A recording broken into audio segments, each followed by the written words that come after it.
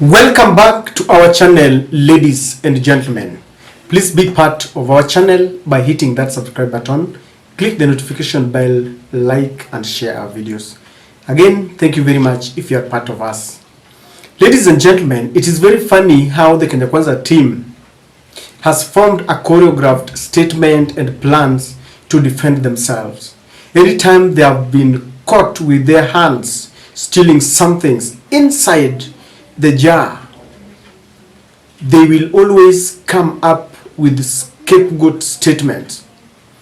And it is either Raila Odinga or William Samoei Ruto, because they have realized that they campaigned maligning these two.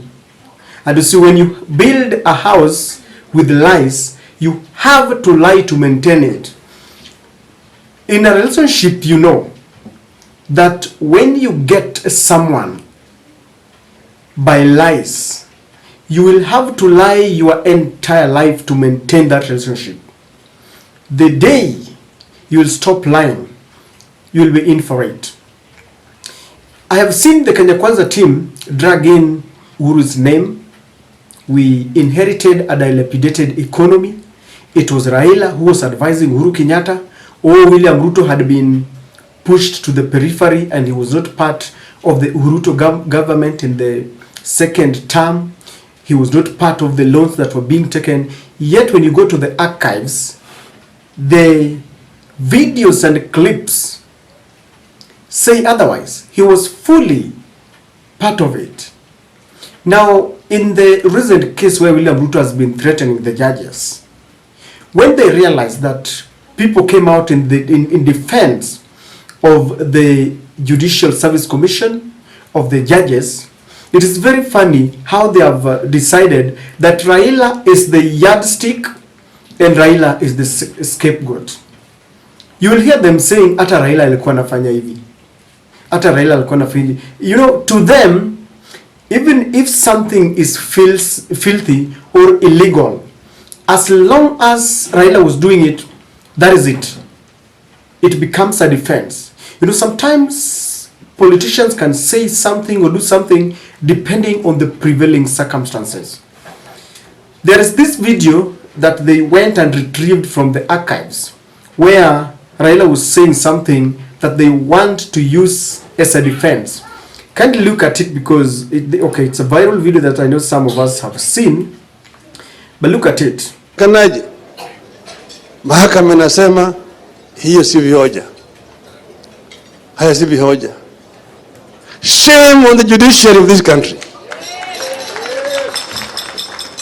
And I see them protesting and trying to give threats, and people, we will talk. The constitution of this country give power to the people of Kenya, and all those other people exercising power are exercising deleted power. So the judiciary is no exception. If they become rogue, we have power, the people of this country, to reform them and send them home. We can lead a 1 million march to the judiciary to say, Kenyan nyumbani. And they would have no choice but to go home. So the judiciary should not threaten, blackmail the people of this country after they have done the message that they've done. When you do, we say we respect, but we don't agree. And we have a right as a people not to agree with bad rulings of the judiciary. It is our constitutional right to say hii ruling ilikuwa shenzi. It is not based on any law. It is thuggery, judicial thuggery. And we are not going to accept these kind of things. As the people of Kenya, we will not be cowed. We will not be cowed. Nyayo tried it, we resisted him. And we are not going to allow another dictator to come in this country. We are not going to allow judiciary to become a dictator in our country.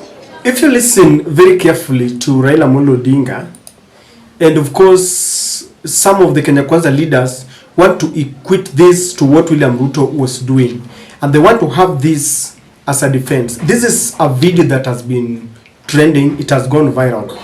But I want to state the following, if you allow me. One, the prevailing circumstances and the reasons why Raila was speaking are very different from Ruto's threats. Number one, Raila was feeling that he had been robbed of his victory.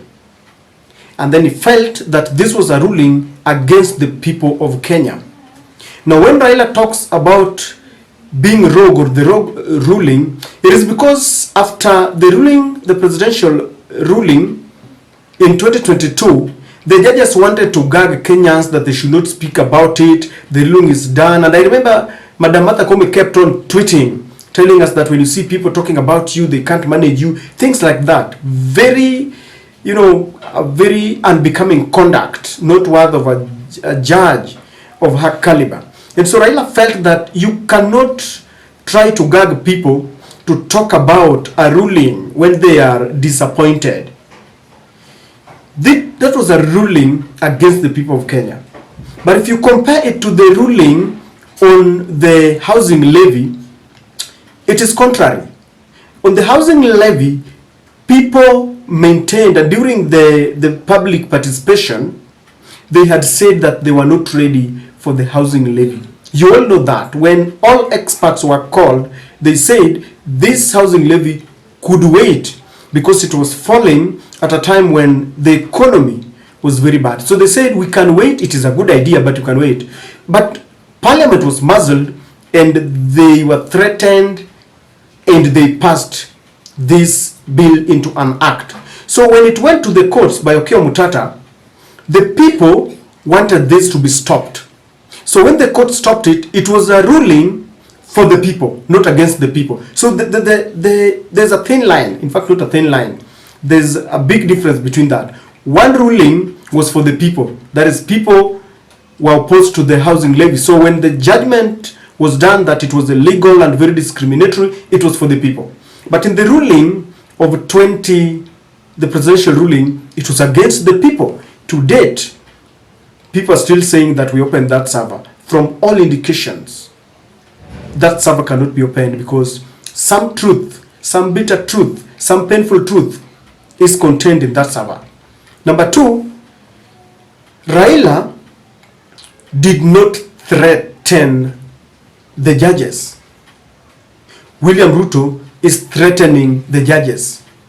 Even after the ruling went against him, I never saw him threatening them. He simply said that the people can march because it was a ruling against the people. But William Ruto is telling us, in fact, if you see the entire Kenya Kwanza brigade, they are now unleashing their threats. They want to amend the laws. It forced Koome to come out and call Ruto to order. Let me ask you, when Raila made those statements, did you see the Law Society of Kenya, judges, lawyers, did you see them come out to speak? Because if it was something that was threatening the Judicial Service Commission, the Law Society of Kenya, you would have seen them coming up and talking about it. The fact that they were silent, the fact that it was only Koome who was tweeting tells you that there were no threats. There were no threats. Number three, Raila agreed with the ruling. He said, I accept even though I don't agree with it. Because Raila fought for this constitution and he understands the pain of fighting for a constitution. Like I said, I've always said in my videos that you do not know the pain of something if you didn't take part in it. He has been detained. He knows very well people were beaten, some were killed. While this was happening, our God-sent hustler was busy enjoying the trappings of power with KANU. So he does not understand the pain of liberation, the pain of fighting to expand our democratic space. Even when we were fighting for the this 2010 constitution, he opposed it. So Raila said, I do not agree with it, but I will accept. What about William Ruto? He's saying very categorically, I will not obey the court rulings. He's telling the courts, tutaendelea na housing levy, tutaendelea na NHIF. If you feel enraged, ask the people. You see, that is setting a very bad precedent. And Raila did not say he will not agree. That is why, to date, the server has not been opened, but he's quiet. Now, if you look at the prevailing circumstance now, the person who was given his powers, his victory by the judiciary, by the Supreme Court, is now threatening them. It is the same Raila who they want to accuse of threatening the judiciary, who has come out in their defense. In fact, he was telling Ruto, you have crossed your line. You have crossed the red line. If Raila was threatening the judges, if he was really opposed to it, he would have come out to defend them. In fact, angesema hawa watu walininyima ushindi wangu, sasa sita watetea. But I told you, anytime something is touching on our democratic space, on the Bill of Rights, Raila will not allow it. Raila will always come out and speak against it. So this attempt to try and paint Raila as someone who is undemocratic, as someone who was also threatening the judiciary and the judges, can never hold water. It has left the Kenya Kwanza team with a rotten egg. In fact, if you look at the tweet by Aaron Cheriot, the majority leader in the Senate, watu wamemfukuza bana, wamemwambia wacha mchezo. And this kind of scapegoating is one that will not help. The other day Tumbi was telling us that Raila anataka hii housing levy, anataka contracts, you know, to show people that Raila is not genuine. When Raila came out with the G2G deal, they were saying hata Raila alikuwa anataka ni vile kampuni yake haikuchaguliwa. So it's been a lot of scapegoating and blame game, and this will jeopardize their ability to realize what they want. In the housing levy, you know what they are now doing? It is a class war between slum dwellers and the rich, and they are now telling the slum dwellers that we want to create jobs for you. Yet some people, the rich and the mighty, are going to court to stop it. They don't want to pay the housing levy, and now they want to perpetuate what they started during the campaigns, when they were telling some people that nyinyi ni hustlers, wengine ni dynasty. Ladies and gentlemen, we don't have a honest government. A government that has been established on propaganda and lies can only be maintained by propaganda and lies. And this is why I'm telling you, do not expect William Ruto and the entire Kenya Kwanza to stop any soon. Maintaining Raila's name, maintaining Uhuru's name is the only thing that can keep them going. Did you know, or do you realize that it is in Kenya, in Mount Kenya, where the shouting is made too much, calling about Uhuru Kenyatta and Raila? Because the day you will stop calling out Raila's name in Central, you will be empty. You remain a shell. What else can they tell Mount Kenya? There are no developments. Wale wanakuza coffee na macadamia wanalia. When Ruto goes there, he relaunches the projects of Uhuru Kenyatta. The cost of living is high, and so they cannot explain this. So what do? Anytime ukiongea, call out Uhuru's name, call out Raila's name, blame them. This is the only way you remain politically relevant. And Kenya Kwanza thinks that they can run an economy on propaganda. It cannot happen. The investors have run away, and we see everything that is happening. If the economy is growing, ask the common man. Tuko karibu kufungua shule.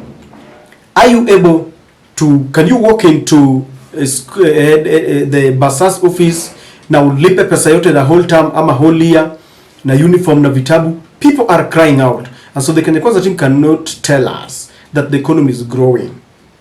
Let them not think that Raila is a yardstick, Raila is a scapegoat. Anytime something happens, Raila.